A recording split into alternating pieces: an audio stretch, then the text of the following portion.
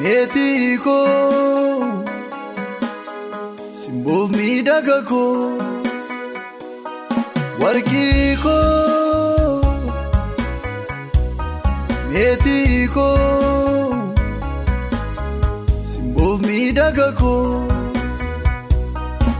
sinkuudhaa maddeera koona nyaatu Yesuus maqaan kee narratti raawwatu sinkuudhaa maddeera koona nyaatu Yesuus maqaan kee narratti raawwatu osoon irraanfadhee Yesuus ko kan kee irraanfadhu Omaanan gargaarree harki namaa maqaa kee nan darbeen barama osoon irraanfadhee Yesuus ko kan kee irraanfadhu Omaanan gargaarree harki namaa maqaa kee nan darbeen barama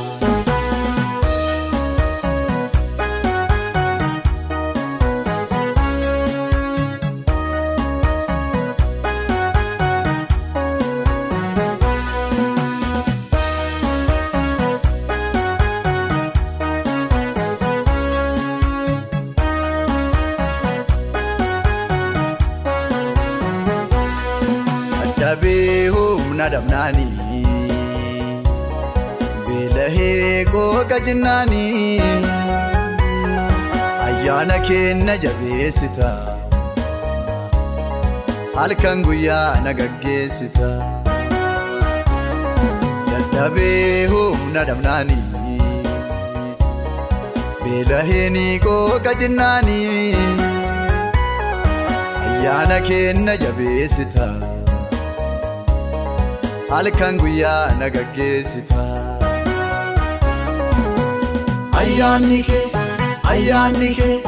ayyaanni kee waan baay'ee naa godhe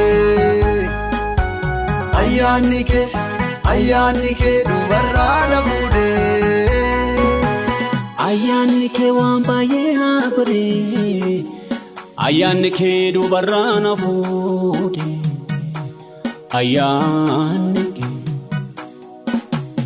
ayyaanni kee waan baay'ee naa godhe ayyaanni kee dubarraa na fuudhe ayyaanni kee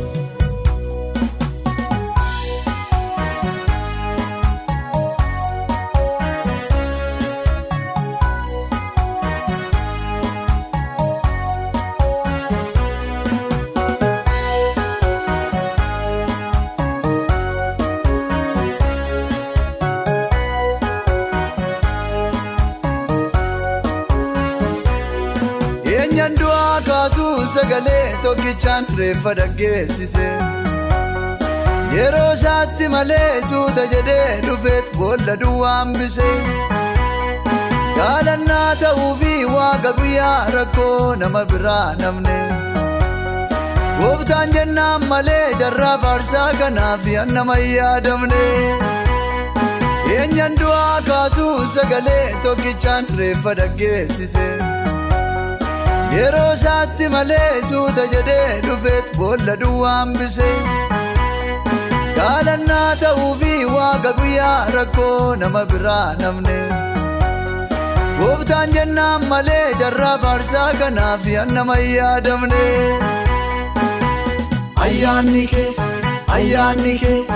ayyaanni kee waan baay'ee naa godhe ayyaanni kee dubarraa na fuudhe ayyaanni kee waan baay'ee naa godhe ayyaanni kee dubarraa na fuudhe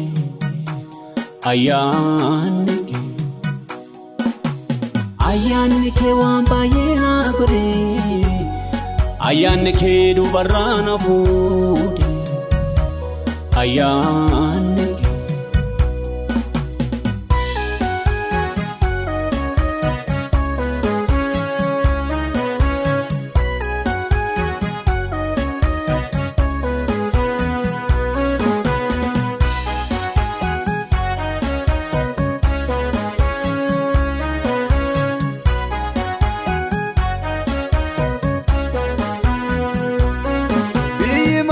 yaa'ee abdii qabu fitee marmaree awwaale firri Warri caalu dhumnaan ture yeroo boodaan seenaan garagale. Ajab gargaarsi isaa baay'ee nama dhibaa kan Waaqayyoo kooti. Ergatti of kennannee harka isaarra jirraa nun argatu duuti. Waaqa guyyaa rakkoo irratti of gatanii maqaa isaa waammannaan yoomuun salphatanii. Hiikaaf cuucimeef isa dafurmaanni hayyuu biyya lafaati jedhuun dhaloonni. Waaqa guyyaa rakkoo irratti of gatanii maqaa isaa waammannaan yoomuun salphatanii. Hiikaaf cuucimeef isa dafurmaanni